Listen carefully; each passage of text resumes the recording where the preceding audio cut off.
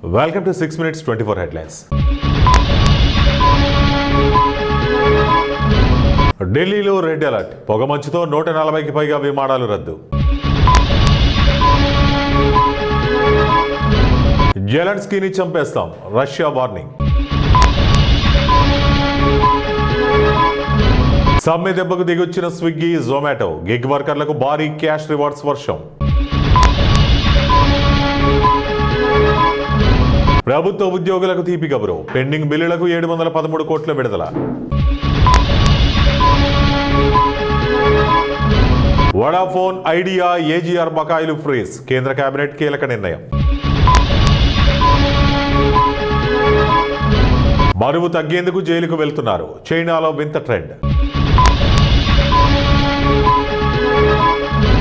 భారీ ఉగ్రకుట్ర భగ్నం, 150 కేజీల అమ్మోనియం నైట్రేట్ స్వాధీనం.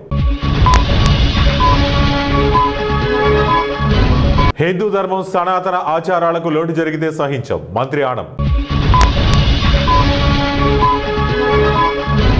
జనవరి 8న ఏపీ కేబినెట్ భేటీ, కీలక నిర్ణయాలు తీసుకునే ఛాన్స్. అయోధ్యలో ప్రాణ ప్రతిష్ఠ ద్వితీయ వార్షికోత్సవం, ఆలయంపై రాజ్నాథ్ పతాకావిష్కరణ. లాకప్ డెత్లన్నీ పోలీసు హత్యలే, ఎన్కౌంటర్లన్నీ హత్యలు కాకపోవచ్చు, మందకృష్ణ. తాగి డ్రైవ్ చేయకూడదు, హైదరాబాద్ సిపి సజ్జనార్ హెచ్చరిక. రైతుల యూరియా యాప్ కష్టాలు, అన్నదాతల ఆగ్రహం. లిఫ్ట్ ఇస్తామని వ్యాన్లో మహిళపై సామూహిక అత్యాచారం. శబరిమల బంగారం మాయం కేసు, మాజీ మంత్రి పాత్రపై విచారణ. ఓమన్ కీలక నిర్ణయం, నకిలీ పత్రాలు సమర్పిస్తే కఠిన చర్యలే. జనగామ జిల్లాలో ఘోర రోడ్డు ప్రమాదం, ఒకరి మృతి, 3 తీవ్ర గాయాలు. యూరియా కొరత లేదు, రైతులు ఆందోళన చెందవద్దు, మంత్రి తుమ్మల వెల్లడి.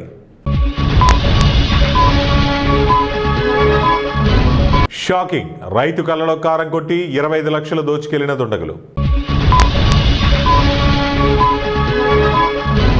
భారత వైఖరిని తీవ్రంగా తప్పుబట్టిన జెలెన్స్కీ.